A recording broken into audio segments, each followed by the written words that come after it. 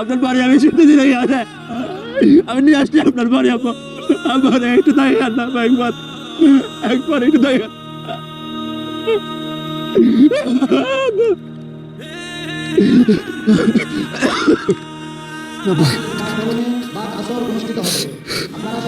জানাজার নামাজে অংশগ্রহণ করে দুজাহানের অশেষ নেকি হাসিল করুন। এটা আপনি কি শাস্তি দিলেন আব্বা?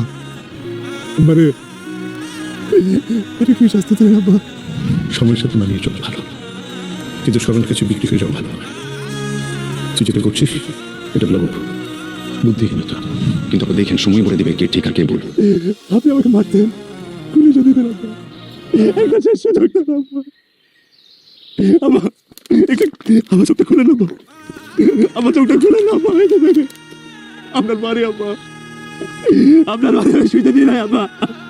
আসসালামু আলাইকুম বন্ধুরা, আজকের ভিডিওতে আমরা নিয়ে এসেছি এক হৃদয় বিদারক গল্পের রিভিউ, যেখানে ভালোবাসা, বিশ্বাসঘাতকতা আর অনুশোচনার এমন এক মিশেল দেখা যায় যা আপনাকে ভেতর থেকে নাড়িয়ে দেবে। গল্পের শুরুতেই আমরা দেখতে পাই এক ছেলে যে তার বাবার আশীর্বাদে বড় হয়েছে, সফল হয়েছে, ধনী হয়েছে। সে নিজেই বলে, বাবার দোয়ার কারণেই আজ আমি এই জায়গায়। কিন্তু সময়ের সাথে সাথে সেই ছেলেটাই বদলে যেতে শুরু করে। লোভ, উচ্চাকাঙ্ক্ষা আর নিজের ভবিষ্যৎ নিরাপদ করার চিন্তা তাকে এমন এক পথে নিয়ে যায় যেখানে সে নিজের বাবাকেই অবহেলা করতে শুরু করে। ধীরে ধীরে সম্পর্কের দূরত্ব এতটাই বেড়ে যায় যে সে নিজের পরিবার থেকে সম্পূর্ণ বিচ্ছিন্ন হয়ে পড়ে। ফোন কল রিসিভ করে না, খোঁজ নেয় না, শুধু অপেক্ষা করে একটা কাগজের জন্য, সম্পত্তির জন্য। আর এই অপেক্ষাই তার জীবনের সবচেয়ে বড় ভুলে পরিণত হয়। হঠাৎ করেই গল্পে আসে সেই ভয়ঙ্কর মুহূর্ত, তার বাবার মৃত্যুর খবর। এক নিমিষেই যেন সব কিছু থেমে যায়। চারদিকে কান্না, আহাজারি, ভেঙে পড়া মানুষজন। মা তার জীবনসঙ্গীকে হারিয়ে পাগলের মতো বিলাপ করতে থাকে। তুমি শুধু টাকা চাইছিলা, আমি সব দিতাম, কিন্তু কেন আমার জীবনটাই নিয়ে গেলে? এই সংলাপটা পুরো গল্পের আবেগকে চূড়ায় নিয়ে যায়।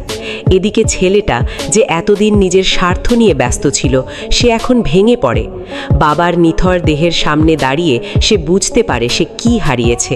সে কাঁদতে কাঁদতে বলে, আব্বা, আপনি ঠিকই ছিলেন, আমার মতো ছেলে ক্ষমা পাওয়ার যোগ্য না। এই অনুশোচনা, এই আত্মগ্লানি, এটাই গল্পের সবচেয়ে শক্তিশালী অংশ। গল্পে আরেকটা গুরুত্বপূর্ণ দিক হল মায়ের কষ্ট আর অভিযোগ। তিনি ছেলেকে সরাসরি দায়ী করেন তার স্বামীর মৃত্যুর জন্য। তার চোখে ছেলে আর আগের সেই সোনার ছেলে নেই, বরং একজন বিশ্বাসঘাতক। এই পরিবর্তনটা গল্পকে আরও বাস্তব আর গভীর করে তোলে। অন্যদিকে সমাজের মানুষজন, আত্মীয় স্বজন সবাই উপস্থিত হয় জানাজার সময়।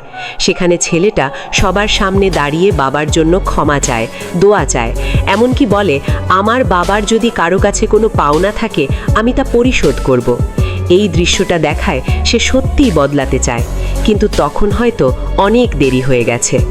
গল্পের শেষ দিকে আমরা দেখি একটা ভেঙে যাওয়া মানুষ যে তার ভুল বুঝতে পেরেছে, কিন্তু আর কিছুই ঠিক করার সুযোগ নেই। সে শুধু একটা সুযোগ চায়, একবার বাবার সাথে কথা বলার, একবার ক্ষমা চাওয়ার। কিন্তু জীবন সবসময় সেই সুযোগ দেয় না।